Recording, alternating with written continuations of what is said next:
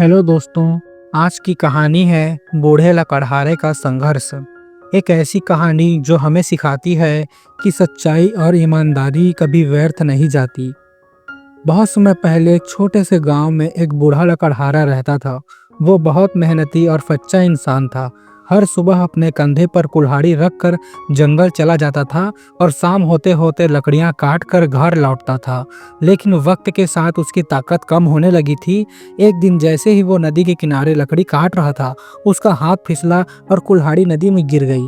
लकड़हारा घबराया क्योंकि वही उसकी रोजी रोटी का साधन थी। वो नदी किनारे बैठकर रोने लगा। तभी अचानक नदी की देवी पानी से बाहर आई। उनका चेहरा चमक रहा था जैसे खुद सूरज की किरणें उतर आई हों। देवी ने पूछा, बेटा तुम रो क्यों रहे हो?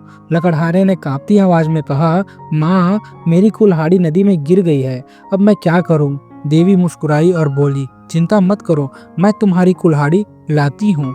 देवी ने नदी में डुबकी लगाई। थोड़ी देर बाद वो सोने की कुल्हाड़ी लेकर आई। उन्होंने पूछा, क्या ये कुल्हाड़ी तुम्हारी है?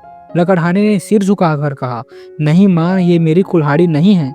देवी ने फिर से डुबकी लगाई। अब वो चांदी की कुल्हाड़ी लेकर आई। फिर से पूछा, क्या ये कुल्हाड़ी तुम्हारी है? लकड़हारे ने कहा, नहीं माँ, ये भी मेरी नहीं है। अंत में देवी ने तीसरी बार डुबकी लगाई और लोहे की कुल्हाड़ी लेकर आई। लकड़हारे की आंखों में चमक आ गई। वो बोला, हाँ माँ, यही मेरी कुल्हाड़ी है।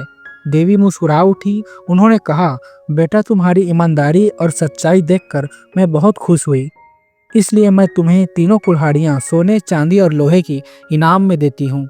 लकड़हारा भावुक हो गया। वो देवी के चरणों में झुक गया और बोला, माँ आपका आशीर्वाद ही मेरे लिए सबसे बड़ा इनाम है। सीख। दोस्तों, इस कहानी से हमें यही सीखने को मिलता है कि ईमानदारी हमेशा पुरस्कृत होती है। कभी कभी वक्त हमारा इम्तिहान लेता है, लेकिन जो सच्चाई और धैर्य का साथ नहीं छोड़ता, उसे जिंदगी जरूर इनाम देती है। तो दोस्तों, रोज ऐसी ही कहानी सुनने के लिए हमारे चैनल को सब्सक्राइब कीजिए।